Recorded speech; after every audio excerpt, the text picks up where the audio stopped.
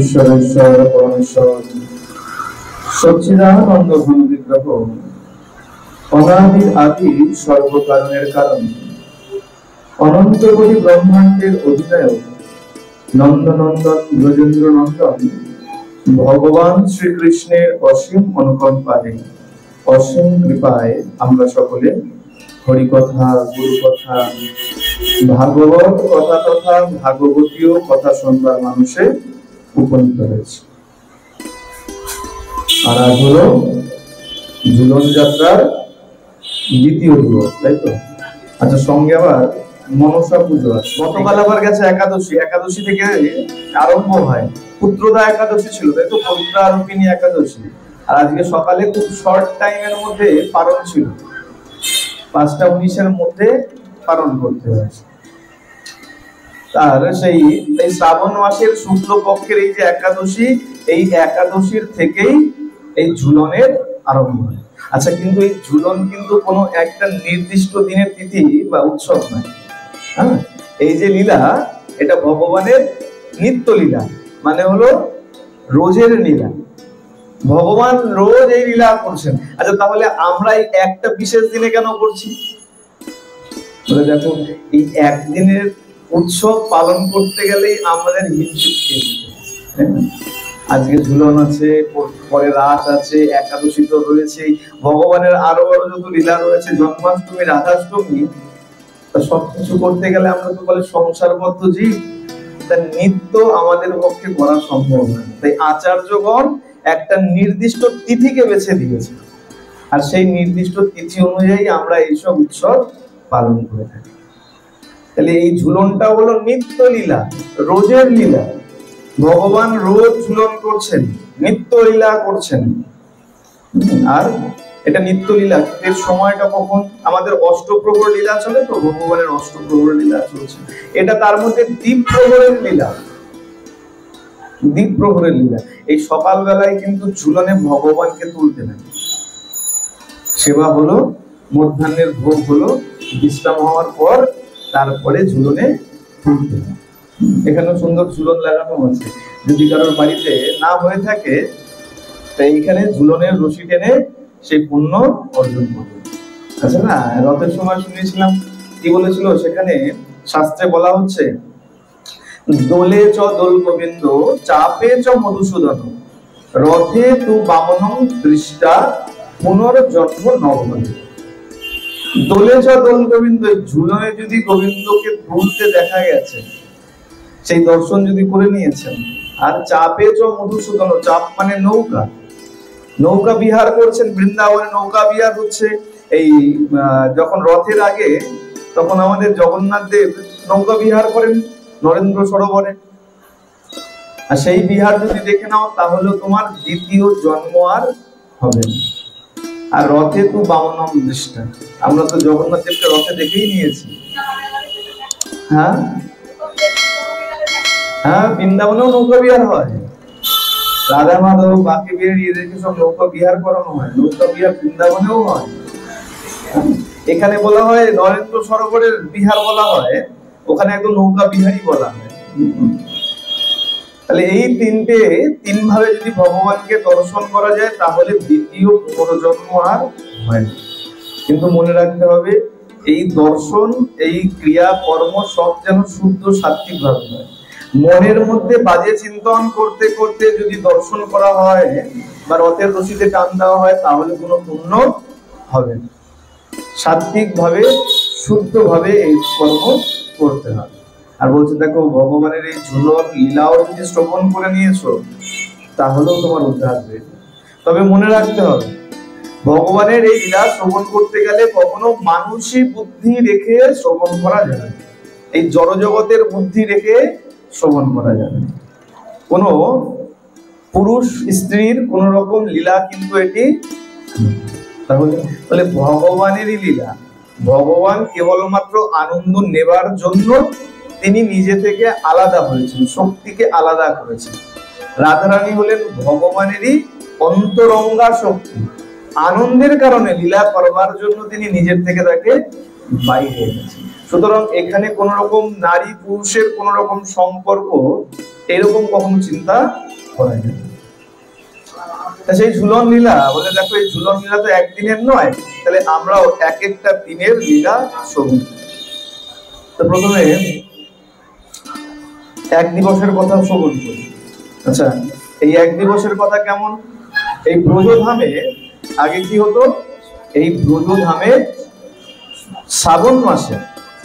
শ্রাবণ মাসের সময় সব ললনাগণ, গৃহবধূগণ শ্বশুর বাড়ির থেকে পিত্রালয়ে বাপের বাড়ি যেতেন ঘুরতে, ভ্রমণ করতে। এখন হয় না, আমরাও কি করি, এখানে তো বিশেষ করে দেখা যায় কখন না, এই কালী পুজো আসছে তো সামনে, দুর্গা পুজো, কালী পুজো আসছে, আর এই সময় কি করে গৃহবধূরা সব বাপের বাড়ি যায়, তাই না? এখন দেখবেন এই সামনে কালী পুজো, কোনো অসুবিধা নাকি? এখন কি দেখা যায়, দেখবেন এই সামনেই আমাদের দুর্গা পুজো চলে এসেছে, আর বেশি দিন বাকি নাই, তাই তো?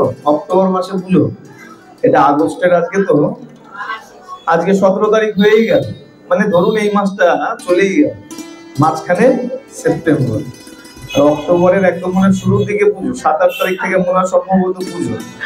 দুর্গা পুজো চলেই আসলো, আর তোড়জোড় শুরু হয়ে গেছে। দুর্গা পুজো আসলে কি করে, এই গৃহবধূরা বাপের বাড়ি ঘুরতে চলে যায়, ছেলে মেয়েদের সঙ্গে নিয়ে মামা বাড়ি যাচ্ছে, বাপের বাড়ি ঘুরতে যাচ্ছে। ঠিক তেমন মা দুর্গা যেমন বাপের বাড়ি আছে, সব থেকে বড় কথা, মা দুর্গাও তো ঘুরতে বাপের বাড়িতেই আসছে, শ্বশুর বাড়ি থেকে বাপের বাড়ি আসছে। ঠিক তেমন বৃন্দাবনে শ্রাবণ মাসে ব্রজ ললনাগণ শ্বশুর বাড়ি থেকে বাপের বাড়ি আসছে। কিন্তু একটা পার্থক্য আছে, এখনের সাথে তখনের একটু পার্থক্য আছে। কি? এক তো আমাদের মনের পার্থক্য আছে, আমাদের মন মানসিকতা পাল্টে গেছে। দেখছেন তো চারিদিকে যা চলছে, বলে মানুষ আর মানুষ নেই, সব মানুষ রূপে আমরা সব এক একটা পশু ঘুরে বেড়াচ্ছি। আমাদের মানসিক প্রবৃত্তি এত নিচু হয়ে গেছে, মানুষ বললেও আমাদেরকে যেন গাল দেওয়া হয়, তাই না? যদি কেউ পশু বা জানোয়ার বলে দেয়, মনে হয় সেটাই উচিত হবে। আমাদের মানসিক প্রবৃত্তি এত নিচে নেমে গেছে, চারিদিকে যা অবস্থা হচ্ছে, যে আমরা কোথায় বাস করছি, বলে এই পৃথিবীতে নাকি একদম খোদ নরকের মধ্যে বাস করছি, সেটাই মাঝে মাঝে চিন্তা করতে হবে। নরকও মনে হয় এর থেকে অনেক ভালো, সেখানে মনে হয় এর থেকে ভালো ব্যবস্থা আছে। তা ব্রজ ললনাগণের মধ্যে আর আমাদের মধ্যে পার্থক্য কি? এই ব্রজে শ্রাবণ মাসে যখন ললনাগণ, গৃহবধূগণ বাপের বাড়ি যেত, তখন বাপের বাড়ি থেকে নিমন্ত্রণ আসতো। এখন আমরা নিমন্ত্রণের অপেক্ষা করি। এই কথায় কথায় একটু রাগ হলো তো ব্যাগ বোচকা বেঁধে রইল তোমার সংসার, চললাম আমি বাপের বাড়ি, তাই না? একটা কথা বলে না, রইল ছোলা চললো ভোলা, তাই না? রাগ হলো কি সব রেখে হাঁটা না, সেই সময় এটা হতো না।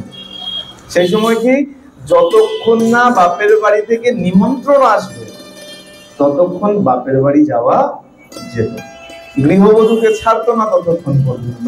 এখন এই ব্রজ ললনাগণ একে একে সবাই বাপের বাড়ি চলে গেছে, নিমন্ত্রণ এসছে, কিন্তু বৃষভানু মহারাজের বাড়ি থেকে এখনো কোনো নিমন্ত্রণ যায়নি। জটিলা কুটিলা কোনো নিমন্ত্রণ এখনো পায়নি যে পুত্রবধূকে পাঠাবেন। জটিলা কুটিলা বলছেন, হ্যাঁ গো বৌমা, এই মনে হয় তোমার উপর তোমার বাবা মায়ের ভালোবাসা একটু কমে গেছে। কেন? দেখো তাকিয়ে, এই তোমার যত সাঙ্গপাঙ্গ সখীরা রয়েছে, আশেপাশে যত প্রতিবেশী আছে, সবাই বাপের বাড়ি চলে গেছে। না তো তোমার বাপের বাড়ি থেকে নিমন্ত্রণ এসছে, না তো কেউ এসছে তোমাকে নেওয়ার জন্য। স্বাভাবিক মনে এখন একটু দুঃখ হয়েছে দাদা, সত্যি এতদিন হয়ে গেল, না তো নিমন্ত্রণ আসলো, না তো কেউ নিতে আসলো, না তো বাবা আসলো, না তো দাদা আসলো। দাদাকে রাধারানীর দাদার নাম কি? দাদা বা ভাই যাই বলি, শ্রীদাম। শ্রীদাম তো কোথাও সুদাম বলা হয়, আর সুবল নয়, সুবল আলাদা, সুবল নয় বা সুদামা নয়। অনেক জায়গায় অনেকে সুবল এই সুদামা বলতে গিয়ে অনেকে সুদামা, আমাদের এই সুদামাকে বলা হয়, কৃষ্ণের বন্ধু সুদামা, সেই সুদামা নয়, তাই এনার নাম হচ্ছে শ্রীদামা। এই শ্রীদামা হচ্ছে রাধারানীর ভাই বা দাদা, যেটাই হঠাৎ করে তিনি এখন মনে দুঃখ নিয়ে অপেক্ষা করেন, দেখি কবে নিমন্ত্রণ আসে। হঠাৎ করে কোনো এক সখী ছুটে গিয়ে বলে দিয়েছে, এই রাধে তাড়াতাড়ি দেখ তোর দাদা চলে এসেছে। যেই মাত্র বলেছে, রাধারানী মনের আনন্দে তাড়াতাড়ি ঘর থেকে বাইরে এসে দেখছে সত্যি সত্যিই এই শ্রীরাম সখা হাতে সমস্ত উপঢৌকন নিয়ে, উপহার নিয়ে এসে উপস্থিত হয়েছে। নিয়ম রয়েছে বলে, যত ধর্মে ঢুকবে নিয়মের বড়াই দেখতে পাবে, নিয়ম আর নিয়ম। বলছে কাহারও বাড়িতে যদি গেছো, খালি হাত কখনো কাহারও বাড়ি যেতে নেই। আচ্ছা, গুরু গৃহে তো ভুল করেও খালি হাত যেতে নেই। যদি দক্ষিণারও সামর্থ্য না থাকে, একটা ফুলও যদি পারো গাছের থেকে অন্তত একটা ফুল তুলে নিয়ে যাবে, কিন্তু তথাপি কখনো গুরু গৃহে খালি হাত যেতে নেই। তাতে তোমার পাশের ঘরেই গুরুদেব থাক, কি 10, 20, 25 কিলোমিটার দূরেই থাক, গুরুর গৃহে যখনই যাবে হাতে কিছু না কিছু নিয়ে যাবে। আর গোবিন্দের মন্দিরে বা কোনো মন্দিরে যদি ভগবানকে দর্শন করতে গেছো, কিছু না কিছু নিয়ে যাওয়া উচিত। কিন্তু আমরা অত্যাধুনিক হয়ে গেছি, তো এখন কিছু নিয়ে যাই না, গিয়ে ওই প্রণামী বাক্সে প্রণামী ফেলে দিই, বলে ওটাই সহজ। কিনতে গেলে 10 টাকার মিষ্টি কিনতে হবে, তার থেকে ভালো মন্দিরে এসে পকেটে একদম অনেকক্ষণ হাত নাড়িয়ে মনে হচ্ছে অনেক দেব, তাই তো? কিন্তু না, দেই না, কি করি, অনেকক্ষণ পকেটে হাত ঢুকিয়ে নাচাই কেন, ওই ছোট 1 টাকার কয়েনটা খুঁজি, পাওয়া যায় কিনা দেখি, তাই না? এখন তো আমাদের এরকম অবস্থা হয়ে গেছে। বলছে না, যখনই কোথাও যাবে কিছু না কিছু দেবে। এতটুকু নয়, শাস্ত্রে বলা আছে বন্ধুর বাড়িতেও যদি যাও, আমরা তো বন্ধুর বাড়িতে গিয়ে এখন বন্ধুর বাড়ি থেকে উল্টো খেয়ে আসি, গিয়ে বসে পড়লাম, এই আরে একটু চা কর, একটু এটা কর, একটু ওটা কর, খেয়ে। বলছে না, বন্ধুর বাড়িতেও যদি যাও খালি হাত যাওয়া উচিত। বলে এইসব নিয়ম যদি জানা যায়, বন্ধুর বাড়ি যাওয়া বন্ধ হয়ে যাবে। তো সকাল বিকেল বন্ধুর বাড়িতে গিয়ে চা খেয়ে আসো, সেটাও বন্ধ হয়ে যায়। কিন্তু এগুলো হচ্ছে শাস্ত্রের কথা, খালি হাত কখনো যেতে নেই। আর বলে, আর তাতে আবার ভাই দাদা এসছে, সুদামা এসছে হাতে উপঢৌকন নিয়ে। এখনো তো মনে পড়ে আমার ছোটবেলার কথা, ওই পুজোর সময় খালি তাকিয়ে থাকতাম কবে দাদু আসবে। আর দাদুকে দেখলে, দাদুর হাতে ব্যাগ আছে মানেই নতুন জামা কাপড় এসছে। হ্যাঁ, বলে বাবা মার আছে কি আছে না সেটা দরকার নেই, নিজেদেরটা আগে খুলে নিয়ে দেখা দেখি শুরু হয়ে যায়। দাদু এসছে পুজোর সময় নতুন জামা কাপড়, একটা আলাদা আনন্দ ছিল। এখন আর সেসব নেই, এখনকার বাচ্চাদের মধ্যে সেই সব আনন্দ দেখা যায় না। আমি তো অন্তত দেখি না। গ্রামের দিকে এখনো আছে কিছু কিছু, শহরের দিকে এইসব আনন্দ নেই। কেন বলে, এখন সারা বছরই জামা কাপড় কেনা হচ্ছে। আমাদের আগে যখন ছোটবেলায় দেখা গেছে, ওই পুজোর সময় যা কেনা হতো সারা বছর চলছে। ওই বিশেষ কিছু দিন ছিল, ওই চৈত্র সেল, এই সবগুলো খুব বেশি ছিল। এখন যে কখন সেল আসে কখন সেল চলে যায় বোঝাও যায়, সেই আনন্দ নেই। আর বাচ্চাদের আনন্দ তো এখন অন্য কিছু হয়ে গেছে, মোবাইল। বলে ক্রিকেট খেলছে, বলে হ্যাঁ ক্রিকেট খেলে আমার ছেলে, কোথায়, খাটে শুয়ে শুয়ে ক্রিকেট খেলছে, মোবাইল খুব খেলছে। এখন মাঠও নেই, আমাদের পরিস্থিতিও সেরকম নয়, সবকিছু পাল্টে গেছে, তাদের শৈশবও হারিয়ে গেছে। এখন সুদাম সখা হাতে উপহার নিয়ে এসছে, রাধারানী বলছে এই দেখ, আগে তাড়াতাড়ি যা, আমার শাশুড়ি মাকে আগে, শাশুড়ি মার যে উপহার আছে সেইটা আগে শাশুড়ি মাকে। কেন, শাশুড়ি মা একটু মনে মনে ক্ষুব্ধ রয়েছে, এত দেরি করে এসছিস, এতদিন পরে এসছিস, মা মনে মনে একটু ক্ষুব্ধ রয়েছে, গিয়ে আগে উপহার দে। কেন বলে, উপহার দেখলেই মনে আনন্দ হবে, রাগ কেটে যাবে।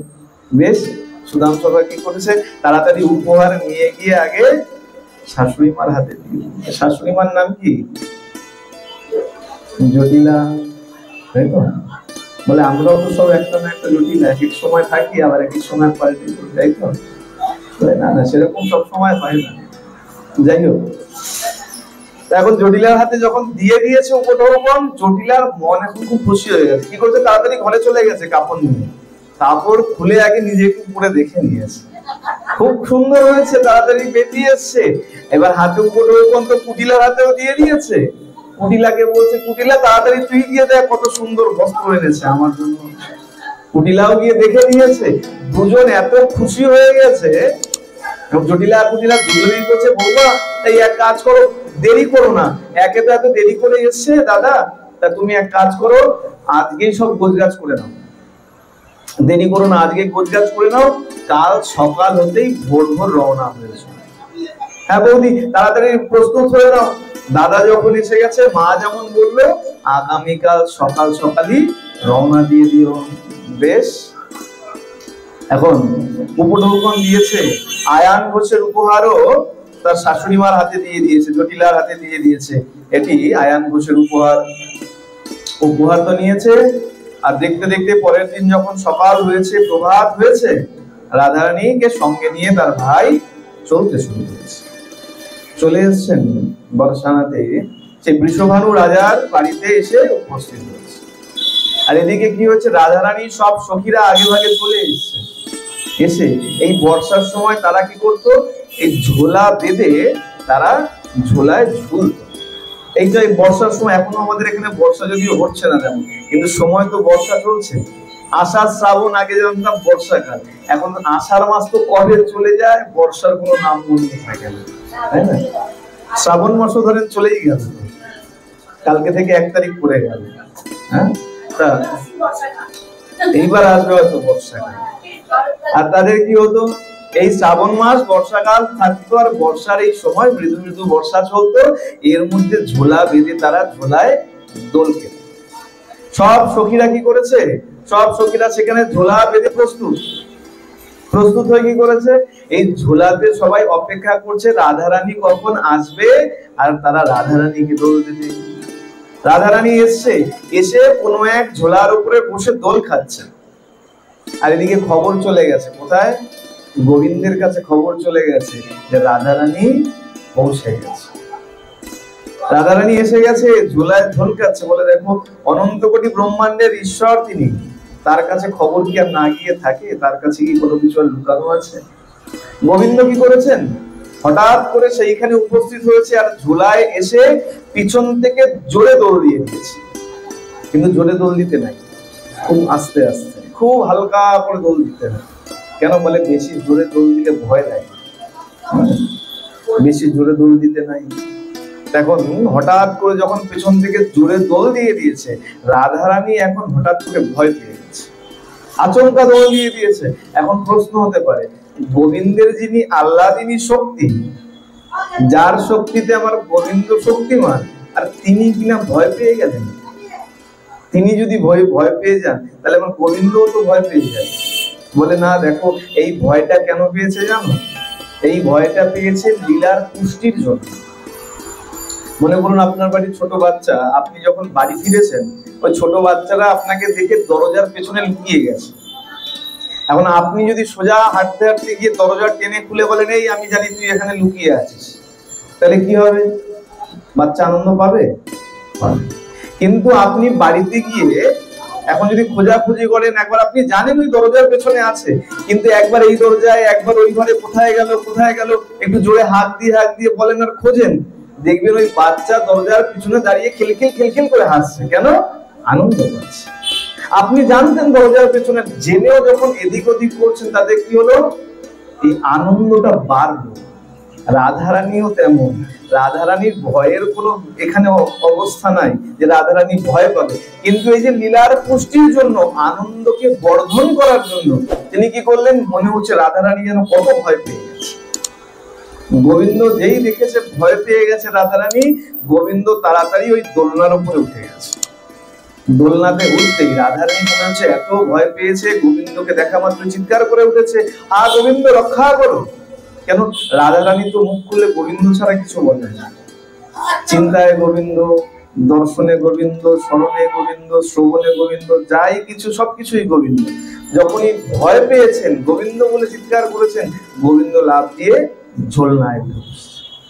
আর গোবিন্দকে দেখা মাত্রই রাধারানী গোবিন্দকে আলিঙ্গন করে নিয়েছে। আনন্দ এত বেড়ে গেছে যে গোবিন্দ তখনই আমাদের জন্য আশীর্বচন উচ্চারণ করেছেন, আশীর্বাদ করেছেন। কি বলেছেন? যে এইভাবে যে সমস্ত ভক্তগণ রাধারানীকে সঙ্গে করে আমাকে দোলনায় ঝুলাবে, তার আর দ্বিতীয় জন্ম হবে না। প্রেম সে বলো না, এত আস্তে বললে পরে তো ঝুলায় সবাই মিলে একসঙ্গে প্রেম সে বলো। মানে যত জোরে ধ্বনি দেবে গোবিন্দ আনন্দ করবে। আজকে দেখলেন তো রাধারানী একটু আলিঙ্গন করেছে, তাদের গোবিন্দ প্রীত হয়ে গেছে, আশীর্বাদ করে দিয়েছে যে যারা আমাকে দোলনায় ঝুলাবে তার দ্বিতীয় জন্ম আর। তবে মনে রাখতে হবে এই কটা দিন অবশ্যই সাত্বিক ভাবে থাকতে হবে। উল্টো পাল্টা খাবার খেয়ে যতই দই ধরে টানো না কেন তাতে কোনো কাজ। দেখলে মনে হবে ওই দোলনাতে ঝুলাচ্ছে, না না না না, তোমার ওই দোল না তো গোবিন্দের লাগছে না তো রাধারানীর কারো লাগছে না। তাহলে কি করতে হবে, এই কদিন সাত্বিক ভাবে থাকতে হবে, কোনো আমিষ দ্রব্য গ্রহণ করা চলবে না, মনে মন কখনো কারো কোনো ক্ষতি চিন্তা করা যাবে না। সাত্বিক মানে সাত্বিক, মনে মনে বাজে আচরণও যদি করে নিয়েছো তাহলে কিন্তু সেটা সাত্বিক আর থাকবে, শুদ্ধ থাকতে হবে। আর গোবিন্দকে বলে দেখো, গোবিন্দ নিত্যলীলা করছেন, তো প্রথমে বললাম নিত্যলীলা করছেন, তো নিত্যলীলা এটা গেল একদিনের কথা, পরবর্তী আরো একদিন তো নিত্যলীলা করছেন। আরেকদিন কি করেছেন, এই ললিতা বিশাখা সবাই চিন্তা করছেন যে গোবিন্দকে দোলনায় দোলাবো, তা আমরা একটু দোলনা ভালো করে সাজাই। রাধা গোবিন্দ যতক্ষণ আসবে ততক্ষণ আমরা দোলনা খুব সুন্দর করে সাজিয়ে নিই। বেশ, এখন সব সখীরা মিলে দোলনা সাজাচ্ছে আর গোবিন্দ রাধারানীকে সঙ্গে নিয়ে এক কুঞ্জের মধ্যে বসে আছে। রাধা গোবিন্দ চিন্তা করছে, বেশ সখীরা তো আমাদেরকে ডাকতে আসবে, ঝোলনা রেডি হয়ে গেছে, চলো গোবিন্দ এবার গিয়ে দোলনায় দোল খাবে। এখন ততক্ষণে কি করা যায়, গোবিন্দ চুপচাপ বসে থেকে থেকে মাথায় এক বুদ্ধি চলে এসেছে, বলে বেশ ওই রোজ তো সাধারণভাবে ঝোলনায় দোল খাই, ঝোলনায় ঝুলতে থাকি, আজকে একটু অন্যরকম লীলা আছে। কি লীলা? রাধারানীকে বলছে, রাধে আজকে আমার ইচ্ছা করছে তোমাকে একটু সাজাবো, আমি তোমাকে একটু সাজাবো। বলে বেশ। রাধারানী গোবিন্দের কোনো ইচ্ছা তো তিনি বাধা দিতে পারেন না, বাধা দেন না। গোবিন্দের যা ইচ্ছা আছে রাধারানী কখনো তাতে কোনো রোধ করেন। বলে বেশ সাজাও, আপত্তি কি আছে, সাজাও যেরকম ইচ্ছা। গোবিন্দ কি করেছেন, সাজিয়েছেন, খুব সুন্দর করে সাজিয়েছেন। এখন হয় না, দেখবেন এই স্কুলে হয় যেমন খুশি তেমন সাজো, এখন তো আবার নাম পাল্টে গেছে, এখন এই নাম বললে কেউ চেনে না। এখন যদি গো অ্যাজ ইউ লাইক বলেন তাহলে সবাই চিনবে, আর যদি বলেন যেমন খুশি তেমন সাজো, আগে আপনাকে একদম আগা পস্তলা দেখে নেবে কোন গ্রাম থেকে এসছে, তাই না? বলে এখন মানুষ বাংলা বলতেও লজ্জা বোধ করে, যত পারে একটু ইংরেজি বলে, বলে ইংরেজির মধ্যে কিছু নাই, বাংলাতে তো তাও আছে, আর সংস্কৃতে গেলে তো আরো পাবে। হ্যাঁ, সংস্কৃতে কত সুন্দর সুন্দর ভাষা আছে, কিন্তু আমরা তো পড়ি না, আমরা সেগুলো জানি না। এই যে গালাগাল, বলে গালাগাল সংস্কৃতেও দেওয়া যায়, কিন্তু সেই সংস্কৃতে গালাগাল দিলে না তুমি বুঝবে না যাকে বলছো সে বুঝবে, কিন্তু তার শব্দের অর্থ শুনতে এত সুন্দর এত চমৎকার যে শুনলে মনে হবে যেন কত ভালো কিছু বলেছে। কিন্তু যদি তাকে ভাঙিয়ে দেওয়া হয়, আপনাকে লাঠি দিয়ে পিটিয়ে না পিটিয়ে যাবে। এখন গোবিন্দ কি করলেন, গোবিন্দ বলছেন আমি সাজাবো, সাজিয়েছেন। কেমন সাজিয়েছেন, একদম নিজের মতন করে সাজিয়েছেন, রাধারানীকে দ্বিতীয় গোবিন্দ বানিয়ে দিয়েছেন। আর বলে দেখো আমরা সাজালে এত সুন্দর মনে হয়, পুরো রূপ পাল্টে যায়, আর সেখানে সাক্ষাৎ প্রাণ গোবিন্দ নিজের হাতে রাধারানীকে সাজিয়েছে, তার রূপ কেমন হতে পারে চিন্তা করুন। অবিকল দ্বিতীয় কৃষ্ণ সাজিয়ে দিয়েছে, কোথাও থেকে বোঝার উপায় নাই যে না এটা গোবিন্দ না এটা রাধারানী, অবিকল কৃষ্ণ সাজিয়ে দিয়েছে। বসে রয়েছে দুজন, ছেলে দুজনে বসে রয়েছে, চিন্তা করুন কুঞ্জের মধ্যে এখন আর রাধা আর গোবিন্দ না, দুই কৃষ্ণ বসে আছে। সখীরা চিন্তা করছে এতক্ষণ হয়ে গেল, না তো রাধারানী আসছে না তো গোবিন্দ আসছে, ললিতা চল তো একবার আমরা দেখে আসি। হ্যাঁ চল সখী চল। সব সখীরা এসছে কুঞ্জে দেখতে রাধা গোবিন্দ এত বিলম্ব কেন করছে। এসে যখনই কুঞ্জের ভিতরে ললিতা প্রবেশ করেছে, সব সখীরা প্রবেশ করেছে, প্রবেশ করে দেখছে ও মা আমাদের রাধারানী কোথায়, এখানে তো দুই কৃষ্ণ বসে আছে। ললিতা বলে শোন, এই দুই কৃষ্ণ তো আমাদের ছিল না, তার মানে এই দুই কৃষ্ণের মধ্যে এক কৃষ্ণ এক রাধা, এর মধ্যেই একজন রাধা আছে। এবার বুঝবো কি করে কোনটা রাধা? ললিতা বলতে দেখ আমি বুঝতে পারবো, আমি রাধারানীর সঙ্গে সবসময় থাকি, তা আমি বুঝতে পারবো না?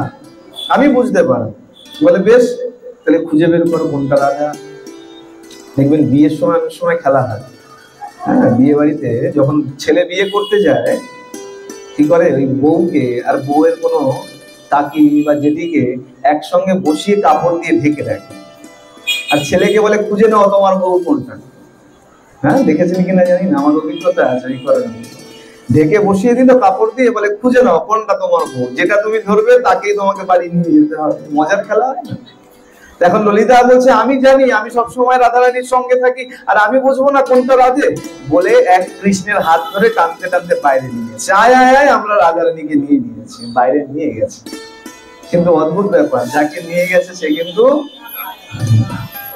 টানতে টানতে নিয়ে গেছে। বাইরে যখন নিয়ে গেছে, এবার সবাই রাধারানী ভেবে একে অপরের গায়ে হেলান দিয়ে, রাধারানীর গায়ে হেলান দিয়ে দাঁড়িয়ে দাঁড়িয়ে বলছে, আরে সখী, এই তোকে এরকম ভাবে সাজিয়ে দিল, তুই কিছু বললি না? এখন গোবিন্দ তো চতুর, গোবিন্দ কি করেছে, রাধারানীর মতন করে গলা পরিবর্তন করে বলছে, দেখ সখী, এই প্রাণ গোবিন্দ যদি আমাকে সাজাতে চায়, আমি কি আর তাতে বাধা দিতে পারি বল? তোকে এইভাবে সাজিয়ে দিল, কিচ্ছু বললি না? বলে না, আমার গোবিন্দের প্রাণ চেয়েছে, আমাকে সাজিয়েছে। বলে আচ্ছা বেশ, এই তোর শরীরটা এত শক্ত শক্ত মনে হচ্ছে কেন? রাধারানী তো অত্যন্ত কোমলাঙ্গী, আর তোর শরীরটা তো শক্ত শক্ত মনে হচ্ছে কেন? বলে দেখ, এই গোবিন্দ কি করেছে, আমার উপরে মন্ত্রপুত জল ছিটিয়ে দিয়েছে। তার মধ্যে কিছু বিচক্ষণ তো থাকে, সবাই তো বোকা থাকে না। এক সখী হঠাৎ বলছে, ও সখী, জল যদি ছিটাবে তোর সারা দেহের পরিবর্তন হয়ে গেল, গলার শব্দের পরিবর্তন কেন হলো না? তোর দেহের পরিবর্তন হয়ে গেল, আর গলা তো ওইরকমই রয়েছে, তুই তো সেই আমাদের রাধারানীর মতনই কথা বলছিস, গোবিন্দের মতো তো বলছিস না। বলে শোন, এখন গোবিন্দ একটুখানি হকচকিয়ে গেছে, কি উত্তর দেবো? বলে গোবিন্দ ভক্তের কাছে কিন্তু পরাজিত হয়ে যায়, ভক্তের কাছে বেশিক্ষণ পেরে ওঠে না, আর যেখানেই যত পারদর্শিতা দেখায় ভক্ত কিন্তু গোবিন্দকে ঠিক ধরে না। এখন কি বলছেন, বলে দেখ সখী শোন, এই যখন জল ছিটিয়েছে না, আমি তখন মুখ বন্ধ করেছিলাম, জল ভেতরে যায়নি, তাই আমার গলার শব্দেরও পরিবর্তন হয়নি। প্রেমসে বলো, বলছে জল যায়নি ভেতরে, তাই গলার পরিবর্তন হয়নি। আচ্ছা বেশ, তাহলে তো সর্বাঙ্গের পরিবর্তন কিভাবে হলো? বলে দেখ, এই কথা সবার সামনে বলা যায়। তাহলে বলে এক এক করে কুঞ্জের পাশে আয়, আমি এক এক করে বলি। আচ্ছা বেশ, এই সবাই দাঁড়া। ললিতা সখী বলছে, সবাই দাঁড়া এখানে, আগে আমি যাই, গিয়ে শুনে আসি। যার সঙ্গে যাচ্ছে সে কিন্তু রাধারানী।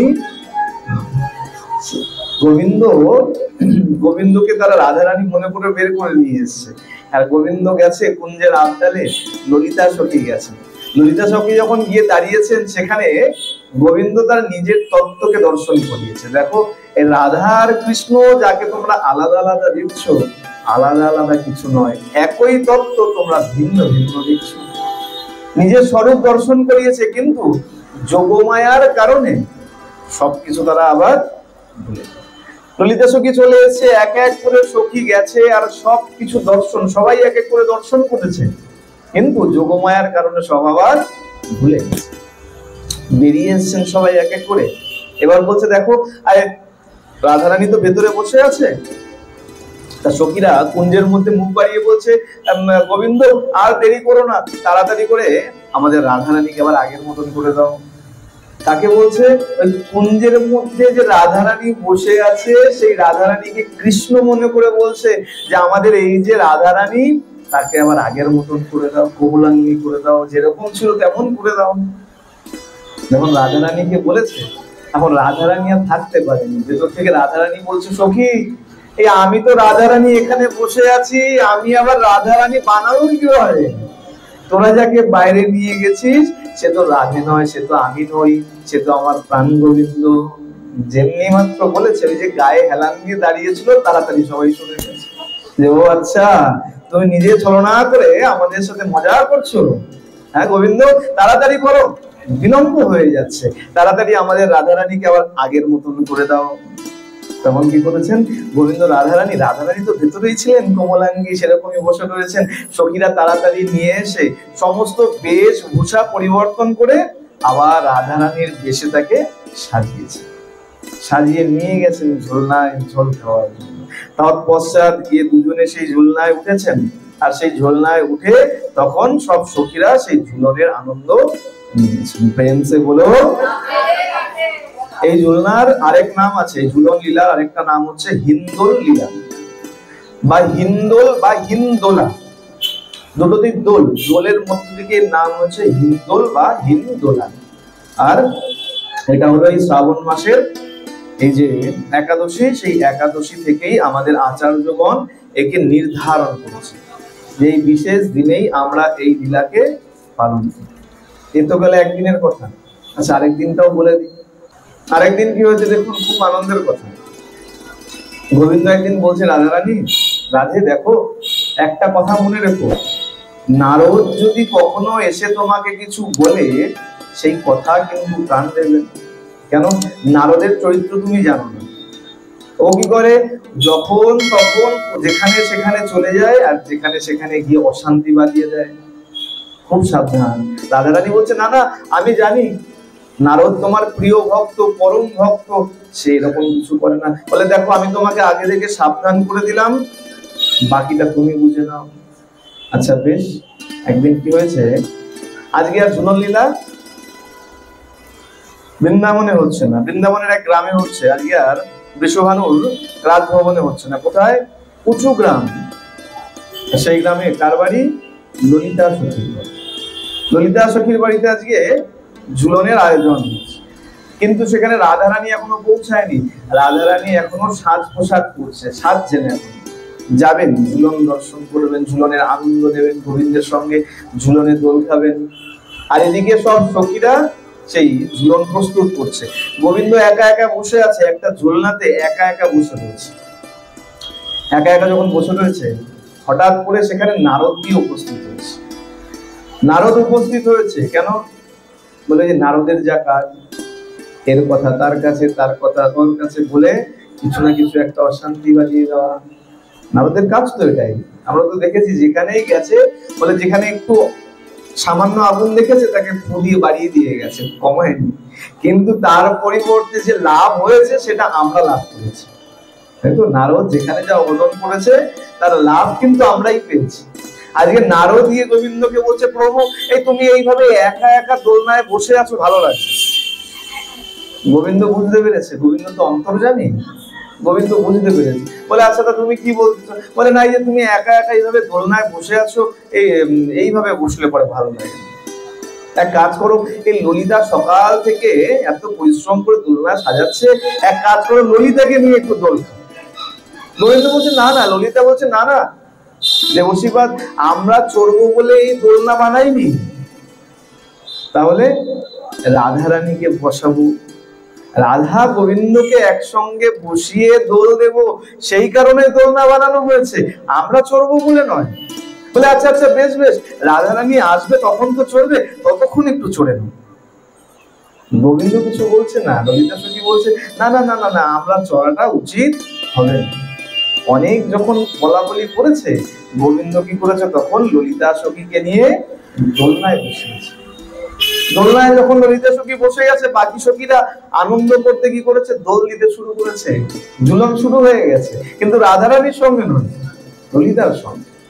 উঁচু গ্রামে ললিতা সখীর বাড়িতে ললিতা সখীর সঙ্গে গোবিন্দ এখন দোলনায় ঘুরছে। যা কাজ করার নারদের হয়ে গেছে। নারদ বিনা হাতে নারায়ণ নারায়ণ করতে করতে ওখান থেকে বেরিয়ে গেছে।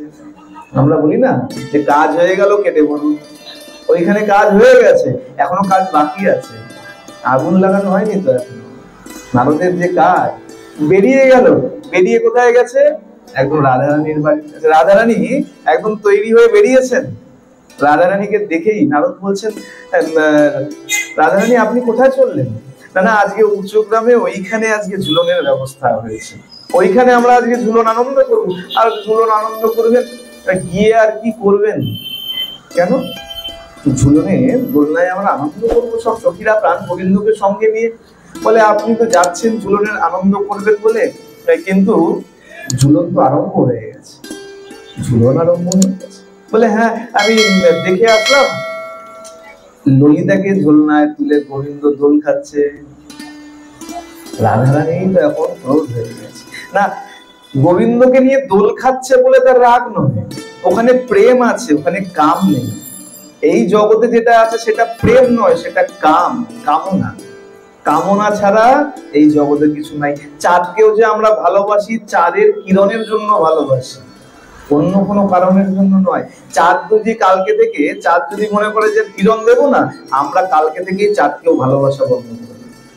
আমাদের মধ্যে স্বার্থ আছে, আর যেখানে স্বার্থ থাকে সেখানে প্রকৃত ভালোবাসা থাকতে পারে। রাধারানী কেন রাগ করলেন?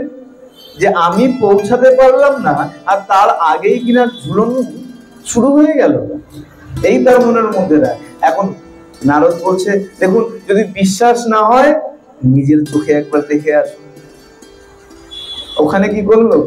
জোর জোর করে ললিতাকে দোলনায় তুলে দিল। ললিতা উঠতে চাইছে না, যে না রাধারানী উঠবে, জোর করে ললিতাকে তুলে দিল। আর এদিকে রাধারানীকে এসে বলছে, গিয়ে আর কি করবেন, দোলনা তো আরম্ভ হয়ে গেছে, ঝুলতে আরম্ভ করেছে, ললিতা উঠে দোল খাচ্ছে। রাধারানী গেছে, দূর থেকে দেখেছে যে সত্য সত্যই দোলনা তো দুলছে, নারদ যা বলেছে সে তো সত্যই। রাধারানী আর জানি ফিরে চলে এসেছেন, এক স্থানে বসে মান করে বসে পড়েছে। এখন গোবিন্দ, ললিতা সখী সবাই চিন্তা করছে, এত সময় চলে গেল, রাধে কেন এখনো আসলো না? অনেক সময় অতিবাহিত হয়ে গেল, এতক্ষণে তো চলে আসার কথা, রাধে কোথায়, রাধে কোথায়? সবাই মিলে এখন রাধারানীকে খুঁজতে শুরু করেছে। গোবিন্দ তো জানে যে রাধারানী কোথায় আছে, তিনি তো অন্তর্যামী। এখন সব সখীরা অনেক খোঁজাখুঁজির পরে গোবিন্দ বলছে, শোনো, এই চলো, কোথায় আছে, আরেকটা জায়গা আছে সেইখানে একটু খুঁজে দেখি। গোবিন্দ তো অন্তর্যামী, খুঁজতে খুঁজতে গিয়ে উপস্থিত হয়েছে সেই নির্দিষ্ট স্থানে যেখানে রাধারানী মান করে বসে আছে। গিয়ে সেখানে দাঁড়িয়ে গোবিন্দ দেখছে রাধারানী মান করে বসে আছে। বলছে, রাধে তুমি এখানে এভাবে কেন বসে আছো? তুমি তো ঝুলনের ওখানে গেলে না। বলে, ওখানে আর গিয়ে কি করব, আমি তো দেখলাম ওইখানে দোলনা দুলছে, আমি যাওয়ার আগেই এই ঝুলন আরম্ভ হয়ে গেছে।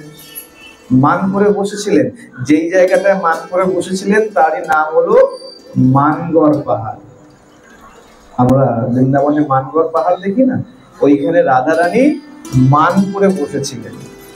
এখন গোবিন্দ বলছে, আচ্ছা রাধে একটা কথা বলো, ওইখানে যে দোলনা ঝুলন যে আরম্ভ হয়ে গেছে তুমি জানলে কিভাবে? আচ্ছা এখানেও প্রশ্ন আসতে পারে, তিনি তো অন্তর্যামী, তিনি সবই জানেন না? ওই যে একই কথা, যদি সবকিছু ক্ষমতা ঐশ্বর্য যদি দেখানো হয়ে যায় তাহলে কিন্তু সেখানে আনন্দ থাকবে।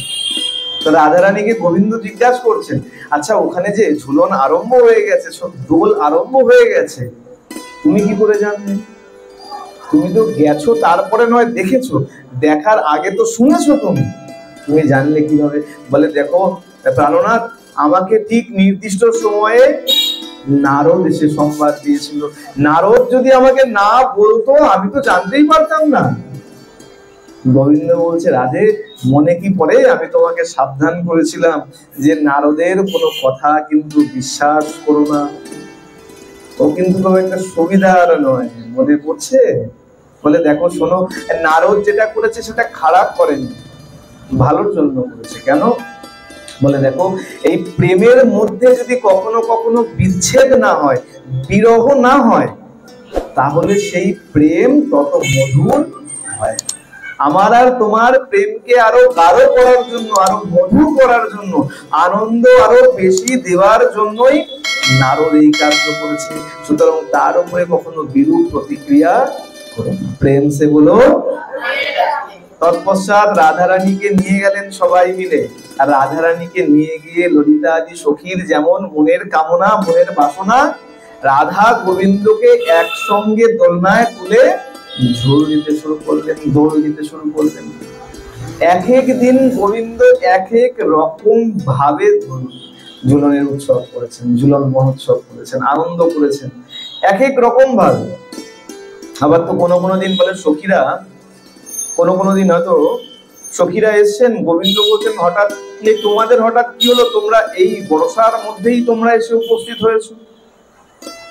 বলে সে কি প্রাণনাথ, এই তোমার বংশীধ্বনি শুনি আর আমরা ছুটতে ছুটতে আসি, আমরা একটু ঝুলন করবো বলে এসছি, আর তুমি জিজ্ঞাসা করছো কেন কিভাবে আসলাম?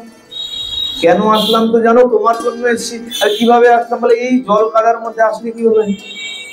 মনে করুন এখানে যদি হাঁটু সমান জল হয়ে যায়, অনেক সময় ফোন করে দেওয়া হয় যে শেখর তুমি এসো না, এখানে এত জল হয়েছে যে কেউ আসতে পারবে না। এমন একবার দুবার হয়ে গেছে যে এসেছিলাম হয়তো 2-4 জন বসে, আমার একটা তো মনে আছে ওপরে, তখন ওপরে এইখানে মনে কাজ চলছিল, এতটুকু মনে আছে গীতার মাহাত্ম্য শ্রবণ করেছিলেন। ওপরে বসে 2-4 জন মা মনে হয় ছিলেন, ওপরে বসে সেখানে আমরা অল্প কিছু সময় আস্বাদন করে চলে গেছিলাম। চিন্তা করুন, একটু জল হয়ে গেছে, তাতেই আমাদের আশা পূর্ণ হয়ে যায়। আচ্ছা সখীরা কি বলছে? বলে প্রাণনাথ, এই তুমি ডাকলেই যেন কোনো অসুবিধা না হয় তার জন্য আমরা বিশেষভাবে নিজেদেরকে তৈরি করে রাখি। আচ্ছা কেমন ভাবে তৈরি করো? বলে দেখো এই শুকনো রাস্তা, তাতে যেতে অসুবিধা নাই, বর্ষা হয়েছে, পিচ্ছিল হয়ে গেছে, তাতে কি করে তাড়াতাড়ি যাবো? আমরা তার জন্য কি করি জানো? ভালো রাস্তায় জল ঢেলে পিচ্ছিল করে তার উপরে আমরা চলে চলে অভ্যাস করি, যাতে তোমার ডাক আসলে আমরা দ্রুত, জল সেই পিচ্ছিল রাস্তা থাকলেও যেন অসুবিধায় না। বলে বেশ, এই যে অন্ধকার অন্ধকার রাস্তা, আচ্ছা বিচার করুন, আমাদের চোখ আছে, আমরা নয় দেখতে পাই, যারা অন্ধ তারা কি করে? বলে তাদের অভ্যাস। আর ভগবান কোনো একটা দিক বন্ধ করে দিলে আরেকটা দিক খুলে দেয়। বলে না, একটা দরজা বন্ধ হয়ে গেছে, খুঁজে দেখো আরেকটা দরজা খোলা আছে তোমার জন্য। এখন সখীরা কি বলছে? বলে দেখো প্রাণনাথ, এই তুমি বলছো অন্ধকার থাকলে কি করবো? আমরা তার জন্য কি করি জানো? আমরা অন্ধকার ঘরের মধ্যে, আর যদি অন্ধকার ঘরও না পাই, চোখের মধ্যে কাপড় বেঁধে তারপরে আমরা পথ চলে চলে অভ্যাস করি। চিন্তা করুন, গোবিন্দের ডাকে সাড়া দেবে বলে সখীদের কতটা আগ্রহ, যত রকম প্রতিকূলতা আছে সব তারা জয় করে নেবে। বলে বেশ, আচ্ছা এই অন্ধকার পথের মধ্যে আসছো, যদি সর্প দংশন করে, সাপের ভয় আছে। বলে দেখো এই সর্পদেরকেও মানিয়ে নেওয়ার জন্য, সর্পদেরকেও জয় করার জন্য আমরা সেই মন্ত্র শিখে রেখেছি। আচ্ছা না, সর্পের অনেক দেখবেন বাচ্চারা ভয় পায়, যে সাপের স্বপ্ন দেখে, মাঝে মাঝে বলে না মা ঘুমের মধ্যে সাপের স্বপ্ন দেখছি খালি বারবার। বলে তাহলে আস্তিক মুনির নাম নাও। আস্তিক মুনি হচ্ছেন মায়ের, মা মনসার পুত্র, তাই তো? আর জরৎকার মুনির পত্নী হচ্ছেন মা মনসা। বলে না, আস্তিকস্য মুনি মাতা জরৎকার মুনি পত্নী সর্ব ভয় বিনাশিনী মা মনসায় নমস্ত। মা মনসাকে নমস্কার করতে হয় করে এই মন্ত্র বলে বলে রাত্রেবেলা যদি শোও, তাহলে পরে তোমার আর কোনো সাপের স্বপ্ন আর আসবে না। সাপ যদি কোথাও দেখেছো, আস্তিক মুনির নাম স্মরণ করলেই সর্পর ভয় সেখান থেকে কেটে যায়, সাপ সেখান থেকে চলে যায়। কেন? এই সর্পকুলকে আস্তিক মুনি রক্ষা করেছিলেন, আস্তিক মুনি রক্ষা করেছিলেন। তাই আস্তিক মুনিকে যেখানে দেখে বা আস্তিক মুনির নাম শুনে, সর্পরা সেখান থেকে চলে যায়। তাই বলছে বেশ, খুব ভালো। এইভাবে নিজেদেরকে প্রশিক্ষণ করেছেন, একে একে বিভিন্ন রকম ভাবে নিজেদেরকে প্রশিক্ষণ করে রেখেছেন, যাতে গোবিন্দের কোনো ডাক আসলে পরে যেন কোনো বাধা না পেতে। চিন্তা করুন, সখীদের কত আনুগত্য, সখীদের কত আগ্রহ যে গোবিন্দ ডাকলেই যেন আমরা যেতে। আজকের মতো এখানেই বিশ্রাম। শ্রী গুরু প্রেমানন্দে নিতাই, শ্রী শ্রী সাধু কৃষ্ণ প্রেমানন্দে হরি বল, শ্রী শ্রী সাধু প্রেমানন্দে হরি হরি বল। भक्त वत्सल भगवान की, राधा माधव की, जगन्नाथ देव की, बलभद्र की, सुभद्रा महारानी की, सुदर्शन चक्र की, भोलानाथ की, जोगमाया की, झूलन महोत्सव की, झूलन महोत्सव की, झूलन महोत्सव की, हरिनाम संकीर्तन की, खोल करताल की, अनंत साधु गुरु वैष्णव की, आपन आपन गुरु महाराज की, आपन आपन पिता माता की, हृदय गौर सीतानाथ हरि हरि बोल, हरि हरि बोल, हरि हरि बोल। प्रेम से बोलो